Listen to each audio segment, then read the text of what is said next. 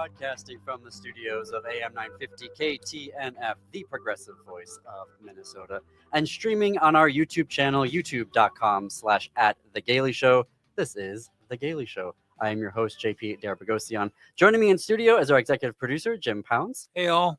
And in the control room is Brett Johnson. Hey, Brett. Hey, good to be back again. Glad to have you here. Always glad to have you and Patrick in our control room. Gives me I just don't have any stress when that is happening. So we have a couple of wonderful things for you here. It is Friday, so we talk about culture and entertainment here on The Gaily Show. So up first, we're going to be talking about Trans Day of Revenge at the Cedar Cultural Center. It's going to be Saturday, January 18th. And then after that, we're going to be reviewing the films of Brazilian filmmaker Thiago Cazado. If you don't know his work, we're going to give you three films why you should be checking him out. But up first, Trans Day of Revenge. This Saturday, January 18th, 2025. It's from 7 to 11 p.m. It's at the Cedar Cultural Center, and it is hosted by Twin Cities Trans Mutual Aid. And the co-founder and member of Twin Cities Trans Mutual Aid, Ridley Wood, is here with us in our virtual studio today. So hello, Ridley. Welcome to The Gaily Show. Hi, JP. Hi, Jim. Thanks for having me. Absolutely. I don't know why I stumbled on your name there. Yes, it doesn't get any simpler than that. Wait a minute. It's Friday, so it's the end of the week. I can't hold it against you. But okay, so I absolutely love the name of this event. So tell us about Trans Day of Revenge. Yeah, so the event is it's named after a song by a now defunct band called S.L.O.G, S.L.O.G. The event is a benefit show for my organization, Twin Cities Trans Mutual Aid. It's a punk hardcore show, so we have some really awesome, well-known local bands, and we'll be at the Cedar Cultural Center. We're also partnering with Freedom Street Health to help raise awareness for their cause. Yeah, so they are a collective of abolitionists, like medical professionals, and they work together, doing mutual aid, physically democratizing healthcare information and teaching to the public and outreach to our unhoused neighbors. This is all of it. Love it. Love it. So who are the performers that will be joining you at Trans Day of Revenge? Yeah. So we have our first performer is called S.L.O.G, S.L.O.G, and they are a trans hardcore band here in the Twin Cities. Then we have a band called Slut Intent, and they're a cisgender, transgender coalition, like alliance band. Then we have a band called Chemsex. They're a hardcore band, and they have some like electronic elements. And then we have a brand new band. This is their first show. It looks like hors d'oeuvres, but it's pronounced horse divorce. And yes. So Horse Divorce will be there. They are kind of a side project of a really well-known punk group called Vile from the Twin Cities. So this is an exciting introduction. And how do folks get tickets? You can get tickets on the Cedar Cultural Center website, thecedar.org. If you do get tickets ahead of time, though, I would tell you that you can use code REVENGE to get a discount. So, yeah, no discount at the door, but discount ahead of time at thecedar.org. How many people does the Cedar, as it's configured for this event, hold? Do you know? That's a good question. I would say a lot. Yeah. A lot. I guess it's a relative term. Relatively, a lot of people, Jim. Yeah. More than a symbol. I mean, it's like a few hundred. Yeah, I would say maybe like 500 would be their capacity. Okay. Yeah. That's great. I haven't been in that venue in a long time, and I couldn't remember how big it was. So that's why I asked. Yeah. So in terms of a fundraiser, some of the money's raised from ticket sales. Is there any other means by which you're going to be raising money beyond that? Yeah, we also sell art. And that's kind of how we came to be, is actually through art sales, and we made our way into throwing benefit shows. But we sell patches, we sell prints, we sell t-shirts, stickers. So most of those items are a pay what you can, pay what you want basis. And we find that people are typically pretty generous with that. So we don't have trouble with that. And those will be on sale at the event. At the event, yep. And if you are into free stickers, all you have to do is bring a pair of socks to donate to Freedom Street Health. Okay. So what folks need to do right now, go out and buy a pair of socks and use the code REVENGE when you go to the Cedar website and get that discount for tickets. Is there gonna be like food and beverages available? The Cedar does have some little snacks available, and then they have beverages for sale. And are those adult beverages? They do have adult beverages. Oh, okay. They do, yes, if you imbibe. If you imbibe. Well, I'm thinking those particular, bands that kind of, I don't know if they necessarily go hand in hand. But when I think of like, that hardcore punk rock, maybe that just says something about me. Well, I'm going to ask a generational question. What time does something like this start? 7. 7. Oh, what is it, 7? Yep. Oh, that's very Midwestern. 7 to 11. Good job. Mm-hmm. You'll find actually with the hardcore acts like this, it's almost always an all ages crowd and less of an alcohol crowd. Sometimes alcohol, but so because it's all ages, these shows tend to happen pretty early. That's good to know. Okay, so this is an all ages. It's not just an 18 plus event. We were being stereotypical in our thinking. I know. That's okay. That's why I'm here. Sorry. Mind expansive at all.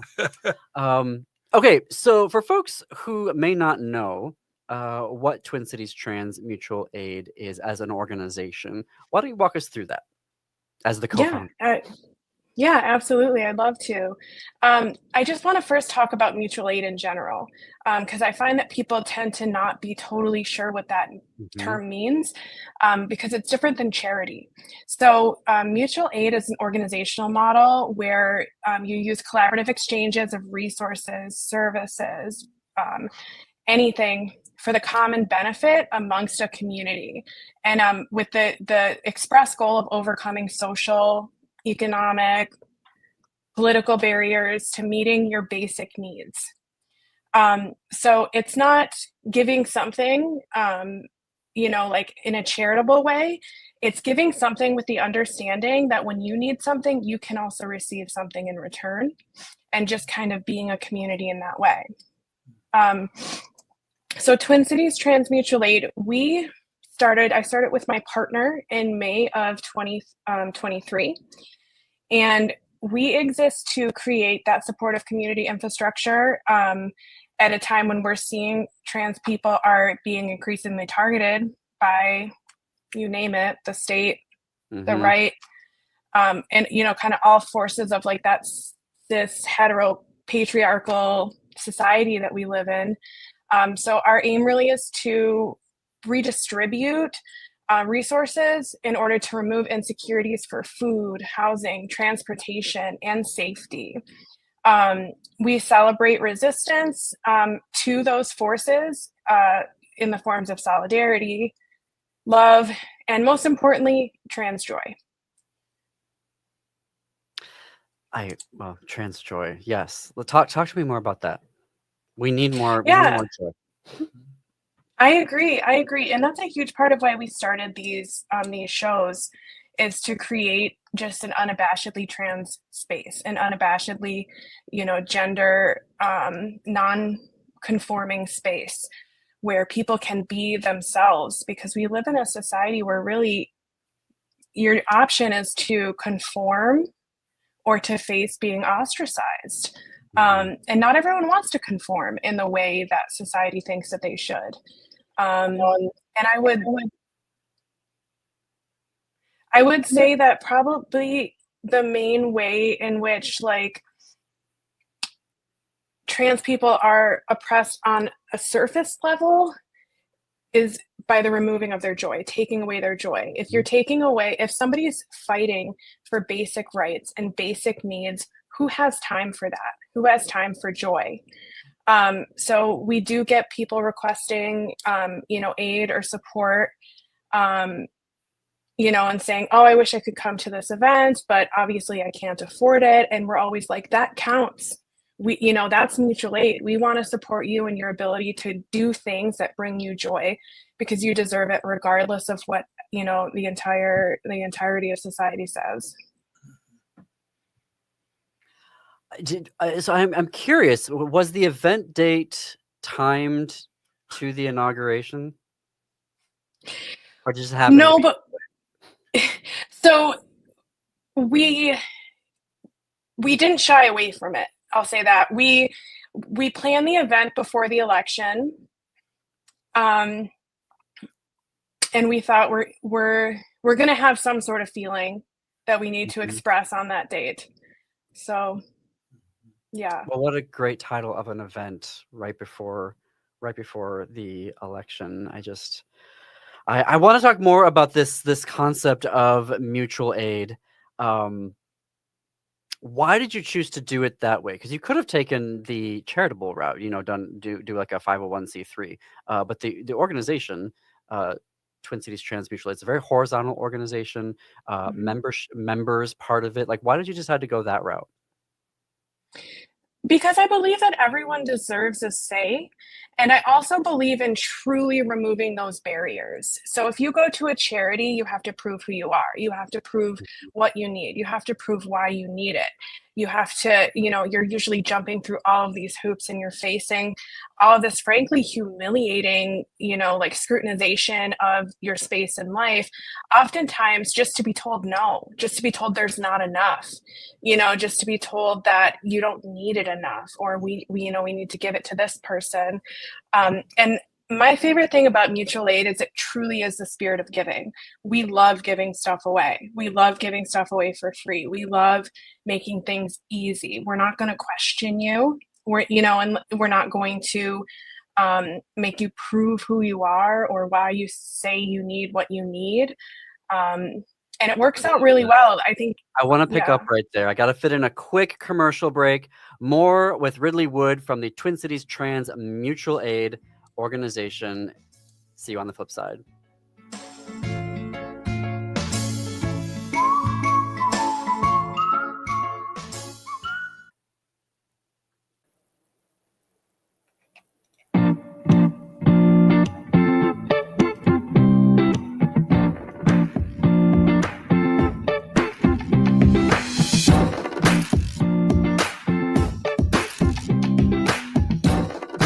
Welcome back to the Gaily Show. I'm JP Derpagosian. We're back with Ridley Wood from the Twin Cities Trans Mutual Aid. Their event is Trans Day of Revenge, which is Saturday, January 18th, tomorrow night from 7 to 11 p.m. at the Cedar Cultural Center. Ridley, can you remind me where the name Trans Day of Revenge, the event name, came from? It's from a band, right? Yeah, it's a band called Gloss. They were a trans femme hardcore band. Ooh, are they still playing? They're not around anymore, but we still celebrate them. Celebrate and honor them. Absolutely. We were talking about mutual aid before the break, and you were bringing up something that I think was really important.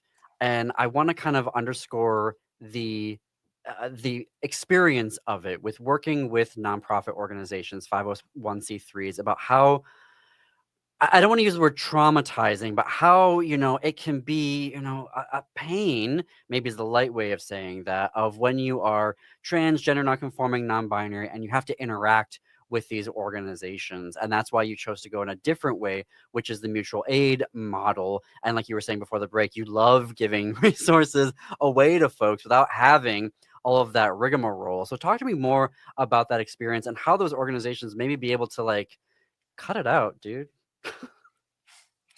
Yeah, it's really hard because I think, when you're a non-horizontal organization, like most organizations, you have, power from the top down.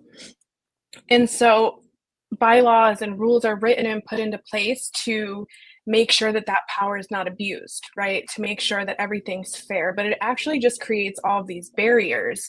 The more, the more you worry about that sort of thing. And so we're able to just vote on everything as a whole, and everyone's voice matters. Everyone has a say. And so if something comes up that's not within our bylaws or not within an experience that we've had as an organization, everyone's voice is just as important as the next person's. And so that really allows us to be a little bit more liberal in the choices that we make on a day-to-day basis.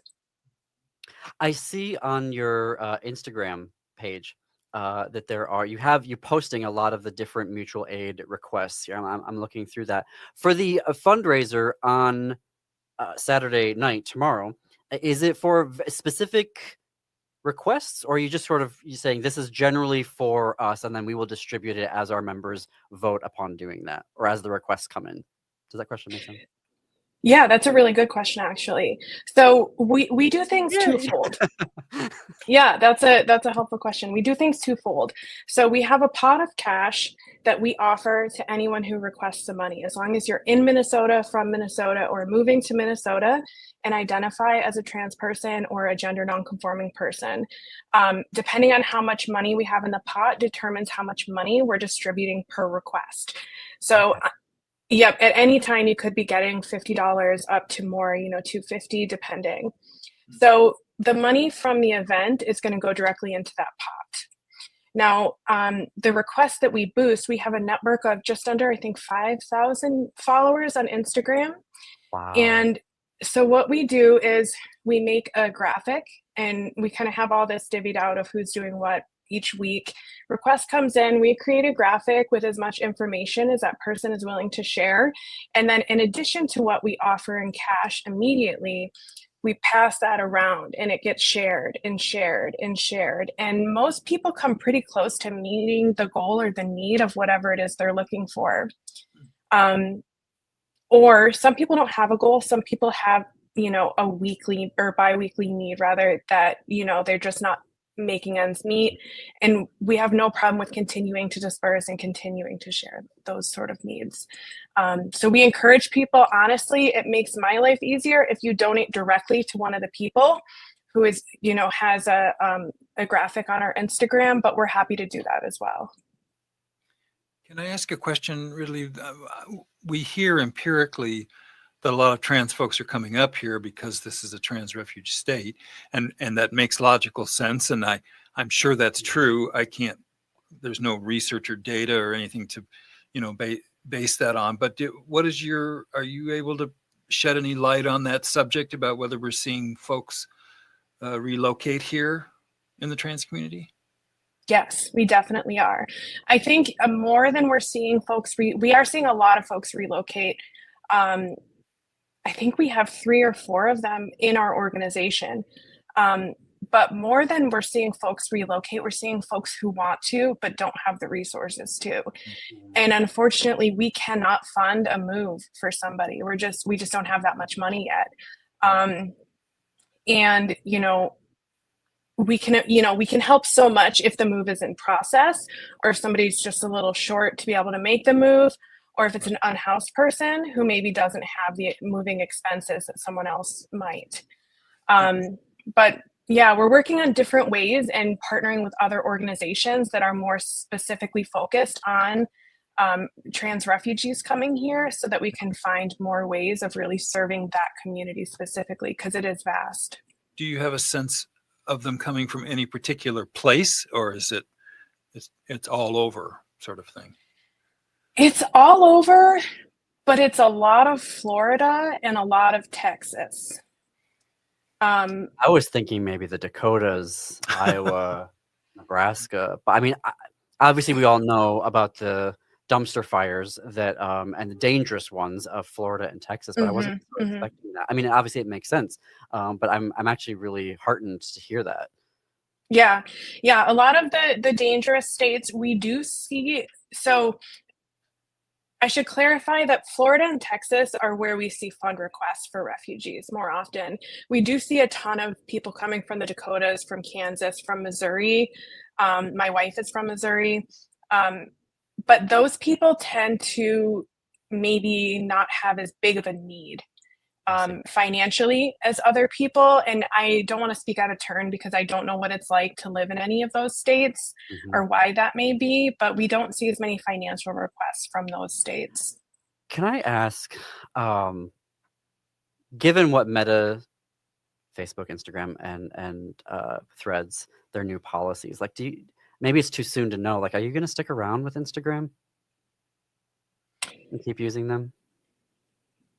That's I know a really it's hard one to say. a hard It question. is. You've got 5,000 folks on there. You have an established presence. You have a whole like model around that, and now they've just become awful. And I think that is a much bigger question about how queer organizations are going to respond to this, because it's becoming they've unleashed the gates to the evil that is MAGA, frankly. Yeah. But for right now, what I want to tell folks as we're coming to the close of this conversation, tomorrow night, Trans Day of Revenge. Go to the Cedar's website. It is thecedar.org. Put in the code REVENGE. You get a discount on your tickets. Be sure to bring a pair of socks with you for some free stickers tomorrow night. Ridley Wood, co-founder of Twin Cities Trans Mutual Aid, thank you so much for joining us here on The Gaily Show. You are a friend of the show. Whenever you all have an event coming up, please come back on the show to talk about not only that, but maybe resources and things that folks need to know about as well. We're going to take a break right now. When we come back, the films of Thiago Cazado. Support our sponsors who keep progressive radio on the air.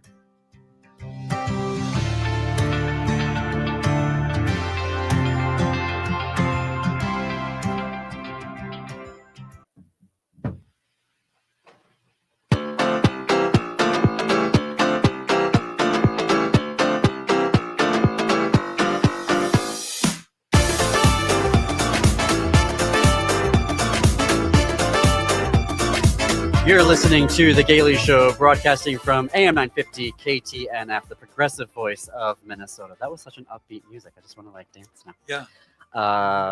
Dance time. Joining me in the studio is our executive producer, Jim Pounds, and in the control room, Brett Johnson. Yay. Hey again there, guys. It is Friday. I can't get over the name of that show, Trans Day of Revenge. I love that. Wish that band was still with us, but we celebrate them. And now we're going to talk about a filmmaker that Jim and I recently learned of. His name is Thiago Cazado, and he's made 3 films that we think you should be checking out. They are available on Dekkoo, DEKKOO. I was about to say 0000. They are a streaming service dedicated to gay films. So you can find the films there. It's a pretty cheap streaming service. I think it's like $7.99. You can also find his films on Prime if you want to go to the Amazon route. I think some of them are included in the Prime subscription, and some are you rent them for like $2.99 or $3.99. I apologize. I've been kind of over them lately because of Jeff Bezos, so I didn't officially check what they're at. But also on Tubi, TUBI, that is a free streaming service, and there are, oh my gosh, I almost swore, there are a lot of LGBTQ films there, of a variety of subjects and themes and identities under the rainbow, but a number, I think at least 2 of Thiago's films are listed on there. And let's start with the first one, which is called About Us. It came out in 2017. And it is about 2 young students experiencing their first love, and 2 guys meeting, one of whom is a filmmaker.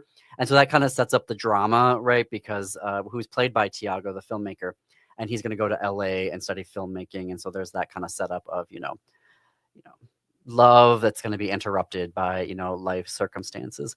It was actually directed by Thiago and Mauro Carvalho.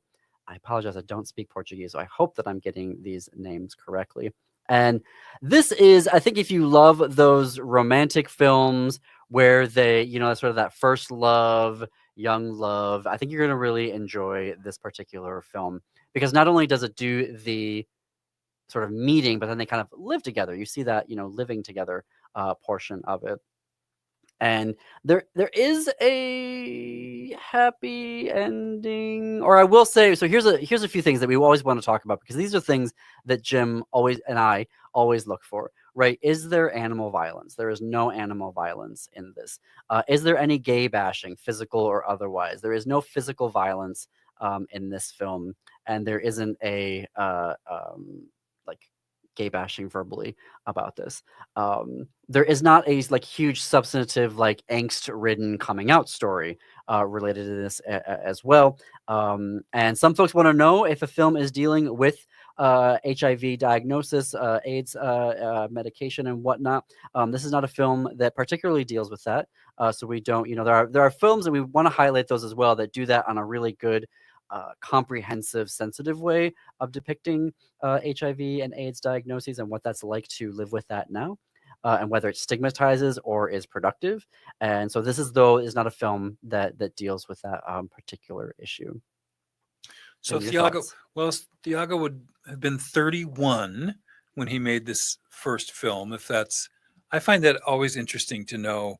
He plays much younger than that. I don't know. I would have thought he was in his 20s. He looks so much younger. That's right. Actually, take 10 years off.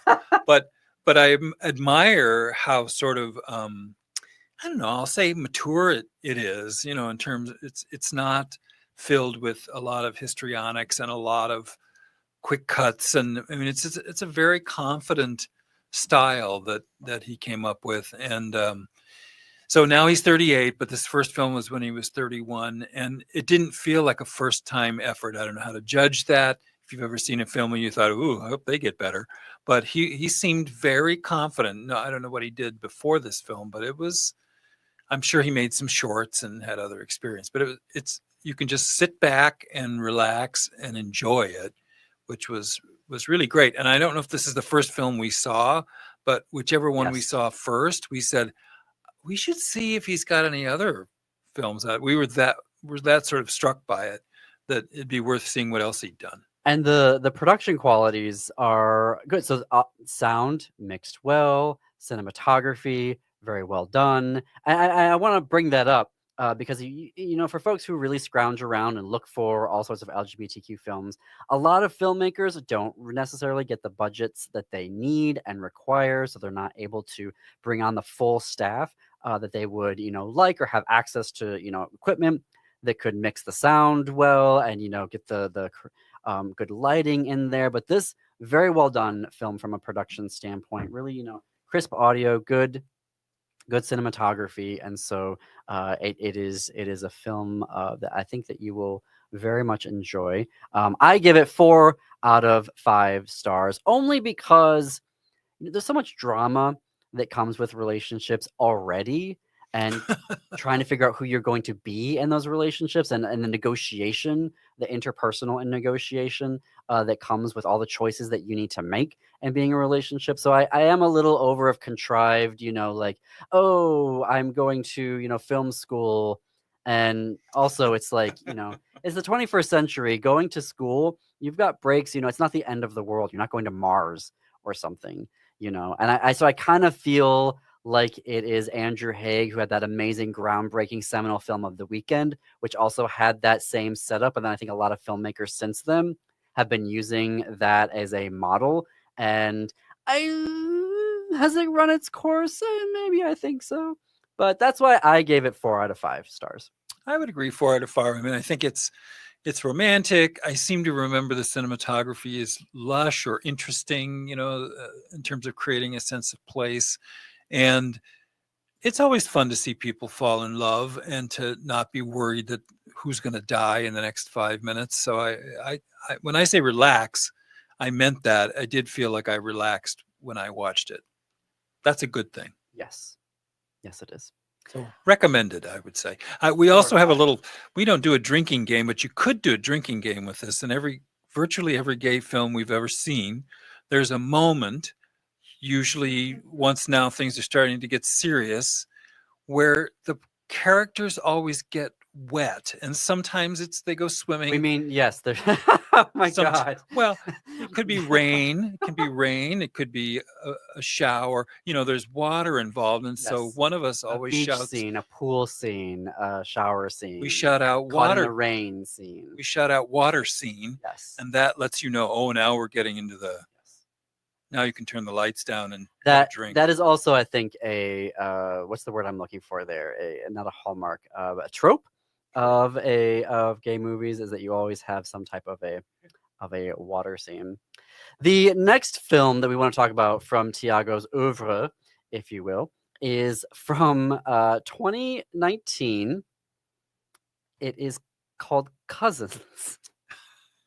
Provocative title. It is a provocative title. So I'm going to read the description here. You've got young Lucas, who is the character, who is the main character, reserved, not, I wouldn't say bookish, but very, internal, is a musician, particularly on the piano, lives with a aunt who very committed to her Christian faith.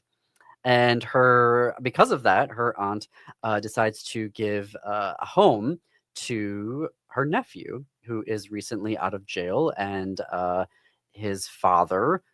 So Mario's that character. Mario's father has kicked him out of the house because he was incarcerated. So the aunt opens up her home to Mario to have him join and live there until he kind of sorts his life out and decides what he wants to do next. And then, of course, the setup is that the aunt is called away, so she has to leave, and so you have Lucas and Mario alone in the house together, and they start a romance. So I know that he was trying to do something scandalous and really get people's attention. It definitely gives you attention. Something that I was confused about was I think that it is nephews to their first cousins, but they may be second cousins. I think they're second or or third. more second or third degree. Yeah, So that I it's think needs to be right. sorted out. Right.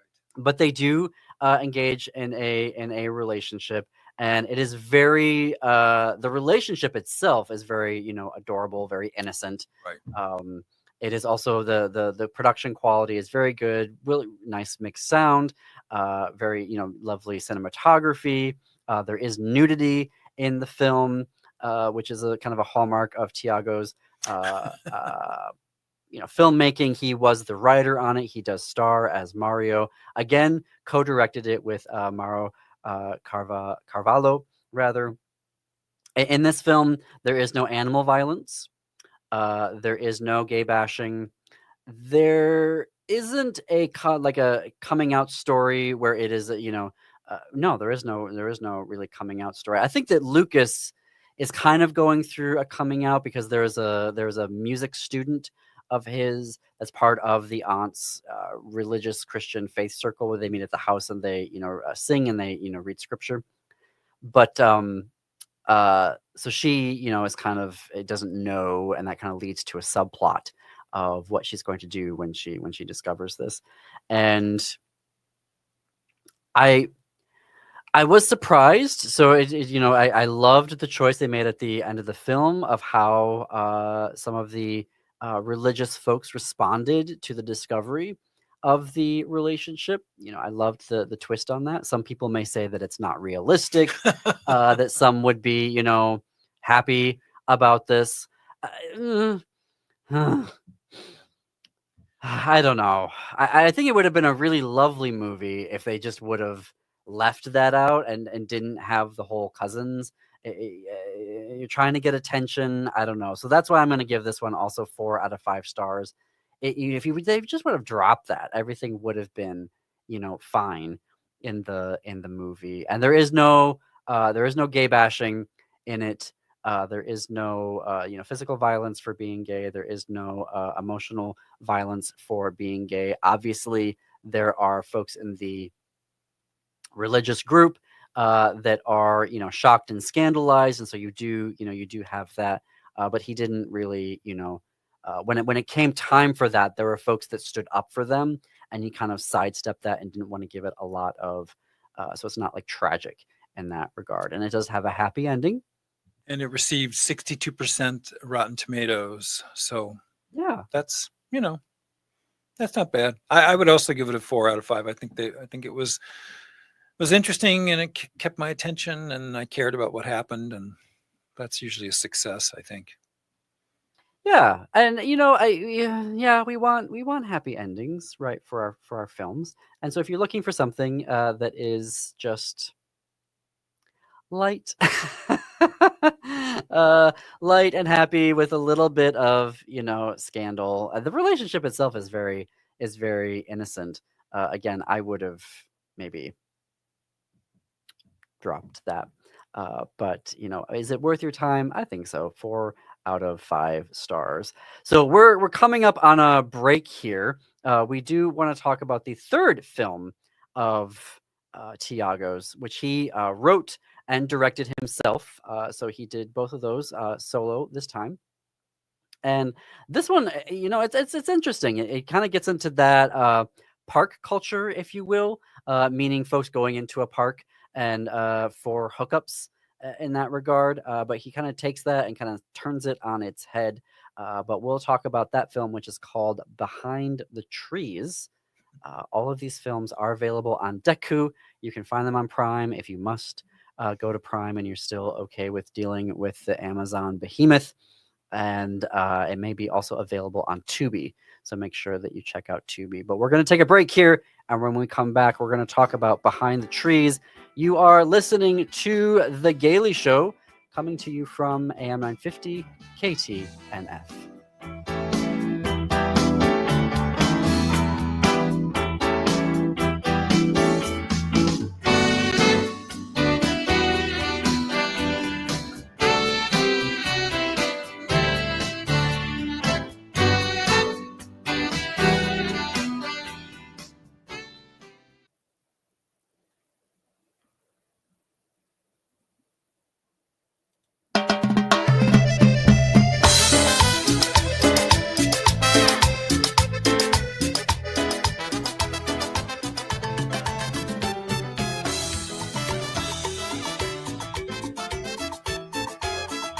And we're back. You're listening to The Gaily Show. I'm your host, JP Darabagosian. Brett in the control room. That was some lovely salsa music. That was fantastic. We need a little salsa to Wow. spice it up every now and then on the show. And perfect for talking about the films of Thiago Cazado, Brazilian filmmaker. We talked about first 2 films that he made, and now we're coming up on the third film, which came out last year. It's called Behind the Trees. So what it's about is Paulo. Paulo is a sporty, macho kind of guy who's in a very unhappy marriage. Let's just put it that way. And one day is riding his bike, which breaks down outside this kind of forest. And when he goes inside there, he sees all sorts of guys having relations, shall we say. And all types of different relations. And there is one particular guy who is played by Thiago that catches his eye, and they start to have a relationship, which starts first of all just sort of talking, and then it kind of leads to making out and other things. But Thiago's character is very sexually confident, really understands what Paulo needs, and as they're going along, they kind of realize that their lives are not going to be the same again. Both of them realize that. And there's really they also have like subplots like mirroring. And so there's like one guy who is a friend of Paulo and his wife that also turns out to be frequenting the woods, if you will. And then his wife keeps finding out and like chasing him through the woods. And yeah, it's a thing. This is such a great subversive film, because the idea that a lot of the people doing the nasty in a public place are straight guys, ostensibly running out on their wives, which I think is actually true. And so it's subversive to say that. And then there was this wide variety of people in the trees. There was a long conversation with a friend of Thiago's character who is an older gentleman. And I, as an older gentleman, I feel like, well, you don't see us very often in a gay film. And here we were represented, and he had a different perspective. And oftentimes he was just there enjoying the sunlight. And, there was some of that too, some sunbathing and all of that. And so there were all these interesting characters in this very unusual place. And then the story kind of took a little bit of a turn, I would say. JP, would you agree? Because he's feeling rather guilty about what he's Yes. doing. Yes. Our So lead this character. one does. So let's go through our list here. There is no animal violence in this film. There is no HIV/AIDS storyline in this film. There is no violence against a queer person for any reason, but there is a coming out storyline that happens here with Paulo. We will say that it does have a upbeat ending at the end for folks who want to know that going in, because I'm at the point now where I need to know, are we going to have a happy ending, an upbeat ending, or are we just going to end in trauma and tragedy? And I'm just sort of over that right now. And I know that folks want to have films that are, drama, and they think they equate drama with reality. And I'm like, no, sometimes we actually do, as queer people, get to have a happy ending. But a lot of the trauma was the straight man, feeling this conflicted feeling. Well, ultimately not heterosexual. Right. But I mean, but passing as heterosexual, living as heterosexual, with with a wife that identifying as such. And so it was interesting to see the angst in his lap for a change, that he was finding it very hard. This was not an easy conclusion to come to. Sometimes you set something up like that, and then it rather quickly gets resolved and you're over that conflict. But for this guy, it went on for years, this sense of, I want this, but I have that, and how do I, and that distance that we can see with objectivity is not that far. It takes some courage, and he just could not get over himself, if you'll excuse me saying that. But it was interesting to watch the straight guy ostensibly struggle for a change, and all the gay characters were pretty confident about what they were doing. They weren't apologizing to anybody. They weren't looking over their shoulder. They were all surprisingly well adjusted, and it was the straight guy that was the problem. I'm gonna give this film 4 out of 5 stars. The reason was that there were some conveniences taken with the script that the choices kind of feel like, well, that's convenient. And and something that I think was missed was an ability to kind of dive more into the stories of the folks who are that go to the woods. I think that this is there are a lot of variety of stories. We just barely began to get to know these folks. A few of them sort of feel like one-dimensional in the sense of you'll see this type of person hanging out in the parks or in the woods, and didn't really kind of dive in and make those characters more three-dimensional, right. Which, we don't really see films like this that focus on that. So I think there was a missed opportunity there. So because of the conveniences in the script and that missed opportunity to see to explore those characters, that's why I'm going to give it 4 out of 5 stars. And there were some theatrics and some histrionics in this film, and, a little more amateurish in a few of the smaller characters, and you think, oh boy. But by and large, it was, each one of these 3 films has been a very unique point of view, and had an artistic viewpoint that he wanted to get across, or a story he wanted to tell, and they were all done unapologetically. Mm-hmm. And I admired that greatly. I give it 4 stars also. Those are the films of Thiago Cazado. You can find them on Deku. You should be able to find at least a couple of them on Tubi. Enjoy them. Have your own mini film festival. We wanted to bring him and highlight him because he is doing really great work, and we cannot wait to see what he comes up with next in his 4th feature, which you hope that he is writing and working on right now. We keep all of our film reviews. We're gonna right now there. You can find them on our anytime our Friday podcast episodes. If you find them on our you can use podfollow.com/The Gaily Show. Go to our YouTube channel. We're also gonna write these up as well and put them on our website.